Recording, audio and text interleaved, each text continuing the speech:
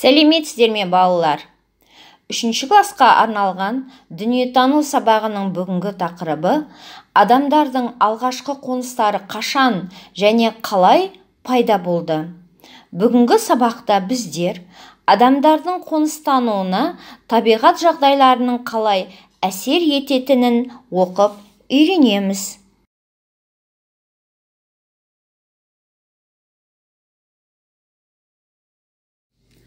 Балалар, суреттерге зер салып қарайық. Сенің ойыңша, бұл жерлердің қайсысы адамдардың қоныстануына қолайлы болар еді? Ойлан. Әрине, өсімдігі көп, жануарлар әлемі алуан түрлі және суы мол мекендер адамдардың өмір сүруіне қолайлы әрі маңызды.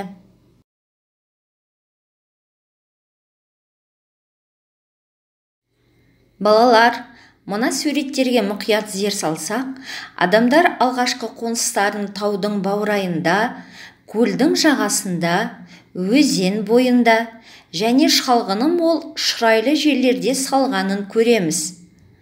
Қоныс тепкен жер атауларын да сол жердің қасиетімен байланыстырған екен.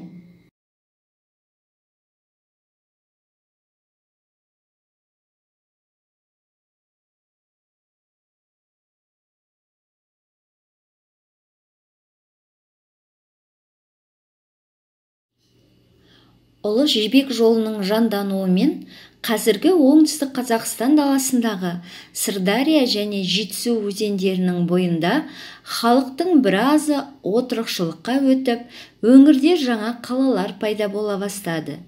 Өйткені бұл жерлердің суы мол, халықтың мал шаруашылығымен айналысуына өте қолайлы еді. Үлкен шаһарлар гүлденіп, елдегі маңыздылығын арттыра түсті. Сауда жолының бойында орналасқандықтан кейбір қалалар тез өркендеді. Ондағы халықтың саны да артты.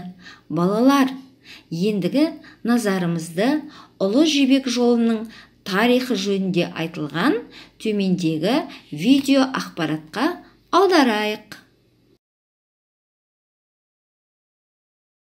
Ұлы жібек жолы. Көз алдыңда күн астында күйіп тұрған алып шөл далалар, аяғы көрінбейтін қымбат жүктері бар керуендер, мыңдаған шақырым жол жүріп өткен саудагерлер, алдындағы мақсатына қырлардан, шөл даладан да өтуге дайын көпестер елестейді. Жол барысында жаңа қалалар пайда болып, ескілерінің тас талқаны шықты. Керуендер өтетін шаң басқан жолдар арқылы қымбат маталар, асыл тастар, алтын мен күмістен жасалған заттар, экзотикалық жануарлар тасымалданды. Ұлы жібек жолы шығыс пен батысты байланыстырып, қалалардың, тіпті жаңа мемлекеттердің пайда болуына өзіндік септігін тигізген. Талай тарихи орындардың әлемге танылуына әсер болған теңдесі жоқ сауда маршруты. Бұл сауда жол ғана емес, екі алпауыт цивилизация арасындағы мәдени, экономикалық көпір деп айтуға толық негіз бар. Жібек жолының тарихы біздің заманымызға дейін 138 жылдан бастау алады. Сол жылы Қытай императоры батыс жаққа сауда жасайтын серіктестерді іздеу үшін арнайы дипломатиялық керуенді жіберген болатын. 13 жылдан кейін керуен қайта оралды. Оған қатысқандар Қытайдан орталық Азияға тікелей жүріп өткен болатын. Дәл осы жолмен батысқа қарай барлық керуендер жүретін болған. Уақыт өте келе орталық Азия мен Қытай арасындағы сауда-саттық нығайды. Қытайдан шыққан керуендер солтүстік Тянь-Шань тауларына бағыт алып, орталық Азияны кесіп өтіп, ары қарай Батыс Амудария, Хорасан арқылы Месопотамия мен Жерорта теңізіне жететін. Ұлы жібек жолының қашықтығы 12 000 шақырымды құрады. Сондықтан саудагерлер толық мұндай қашықтықты жүріп өтпеген. Көп жағдайда олар ауысумен жүріп, жолдың ортасында өз тауарларын ауыстырып алуға тырысты.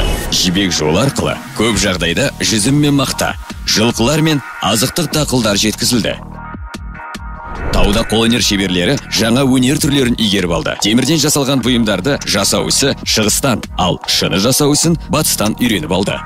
Осы кезде жібек жолы қатып қалған бір бағыттан тұрды деуге болмайды. 100 жылдар бойы оның жолдары ауысып, керуен бағыттары құбылып тұрды. Тиімділігі жоғары бағыттар өркендесе, пайдасы төмен бағыттар құлдырады. 6-7 ғасырларда ең жиі пайдаланылған Қытайдан Жетісу мен оңтүстік Қазақстан арқылы өткен бағыт болатын. Бұл бағыт арқылы бірінші кезекте алтынмен қатар әлемдік валюта түріне айналған жібек матасы тасымалданды. Бұл қымбат матаны патшалар мен елшілерге сыйлық ретінде ұсынылып, жалданбалы әскерге жалақы төленіп, мемлекеттік қарыздар осы жібек матасымен қайтарылды. Өз кезегінде Рим мен Византиядан, Үндістан, Иран мен Араб халифатынан кейінгі жылдарда Европа мен Русьтен осы елдерде өндірілген тауарлар да тасымалдана бастады. Жібек жолы бойында тұрған Отырар, Тараз, Сайрам, Түркістан, Суяб, Баласағұн және тағы басқа қалалар өркендеп, сауда орталығы ғана емес, сонымен қатар мәдени және ғылым ошақтарына айналды. Орталық Азия, оңтүстік Қазақстан мен Жетісу арқылы өткен жібек жолы 14 ғасырға дейін пайдаланылды. Оның жойылуына тайпалар арасындағы соғыстар мен қытайлықтардың теңіз жолдарын игеруі себеп болды.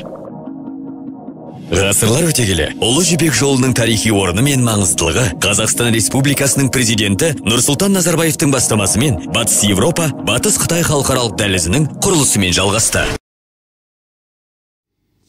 Балалар, бүгінгі сабақтың үй тапсырмасын жазып алыңыздар. Бірінші, өзің тұратын қаланың немесе ауылдың атауы нені білдіреді? Соны үлкендерден сұрап, дәптерге жазып алыңыздар. Екінші, Қазақстанның физикалық картасынан өз тұрғылықты жеріңді тап.